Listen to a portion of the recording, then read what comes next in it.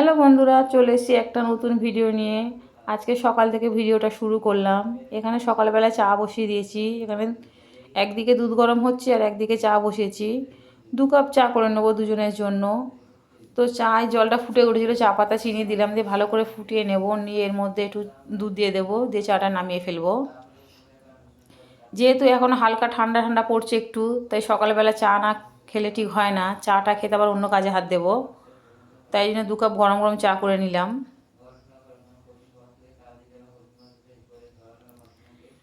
চা শেষ করে আবার টিফিন করতে হবে, রান্না করতে হবে, সব কিছু করতে হবে। ছেলে স্কুলে যাবে, তারও তাড়া আছে। তো এখানে দুজন বসে চা খাচ্ছিলাম, একটু কথা বলছিলাম। বাজার থেকে মাছও এনেছে, মাছটাও ধোয়া হয়নি, মাছটাও ধুতে হবে। কী মাছ এনেছে জানি না, দেখতে হবে। তো চা খাওয়া হয়ে গেছে, এবারে চলে এসেছি রান্নাঘরে। এখানে রান্নাঘরে আলুর দম বসিয়েছি। আজকে টিফিনে হচ্ছে আলুর দম আর লুচি হবে, তার জন্য এখানে আলুর দমটা বসিয়ে দিয়েছি। আর এখানে ময়দাটাও মাখছি, ভালো করে ময়দাটা মেখে নেব।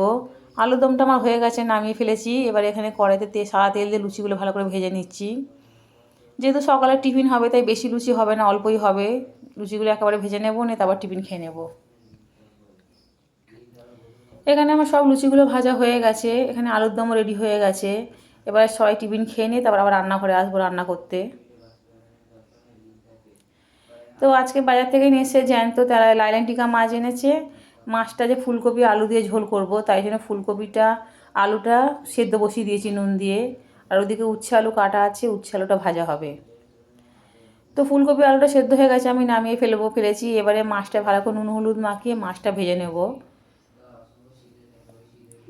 ফুলকপি যখনই আমি রান্না করি একটু নুন দিয়ে সেদ্ধ করে নিই, কারণ ফুলকপি নুন দিয়ে একটু সেদ্ধ করে নিলে ফুলকপি নেই গ্যাস কেটে যায়, তাই জন্য সেদ্ধ করে আমি রান্না করি। তো এখানে মাছগুলো ভাজে হয়ে গেছে, উল্টে দিয়েছি। এবারে সব মাছগুলো ভেজে নেব। মাছগুলো নামানো হয়ে গেছে, এগুলো এবার দিয়ে দিয়েছি। সব মাছগুলো আমার ভাজা হয়ে গেছে, এবার ফুলকপিটা আমি ভালো করে লাল করে ভেজে নেব। ফুলকপিটা ভালো করে লাল করে ভেজে নিলে খেতেও খুব ভালো লাগে। তো ফুলকপিটা আমি নুন হলুদ দিয়েছি, দিয়ে ভালো করে ভেজে নিয়েছি, নিয়ে এবার তুলে নেব। ফুলকপিটা নামিয়ে রেখেছি, এবার কড়াইতে তেল দিয়েছি, দিয়ে এতে একটু পাঁচফোড়ন দিলাম, দিয়ে একটু পেঁয়াজ দিলাম।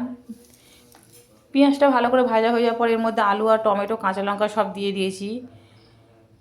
দিয়ে এবারে আদা বাটা, জিরে বাটা, লঙ্কা গুঁড়ো, হলুদ গুঁড়ো সব রকম মশলা দিয়ে কষিয়ে নেবো। যেহেতু আলু আর ফুলকপি একসঙ্গে সেদ্ধ করেছি, আলু সেদ্ধ হয়েই গেছে, অল্প একটু বাকি আছে, কষতে কষতে সেদ্ধ হয়ে যাবে। আলু আর মশলা ফুলকপি কষানো হয়ে গেছে, ফুলকপিটার মধ্যে দিয়ে দিলাম, দিয়ে ভালো করে কষিয়ে নেব। নিয়ে এবারে জল দেবো, অল্প জল দেবো, বেশি জল দেবো না। যেহেতু তরকারিটা বেশি ঝোল করব না, অল্প ঝোল মাখা মাখা করব। তো ফুটে উঠলে মাছগুলো দিয়ে দেবো। এখানে তরকারিটা ফুটে উঠেছে, এবার মাছগুলো সব দিয়ে দেবো।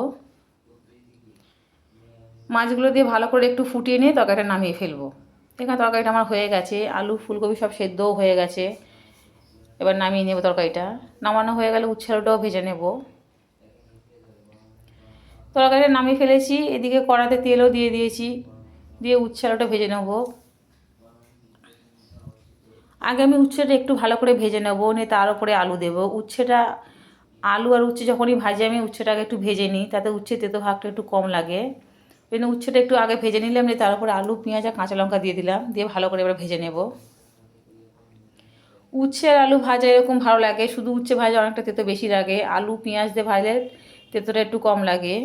আর উচ্ছে আলু ভাজা খেতেও খুব ভালো লাগে, তাই জন্য উচ্ছে আলু ভেজে নেব। আজকের বেশি কিছু রান্না হয়নি আমার, হয়েছে শুধু ফুলকপি দিয়ে আলু দিয়ে জ্যান্ত মাছের ঝোল হয়েছে, আর এখানে উচ্ছে আলু ভাজা হয়েছে। এই ছিল আজকে একটা ছোট্ট ভিডিও। দেখা হচ্ছে পরবর্তী ভিডিও।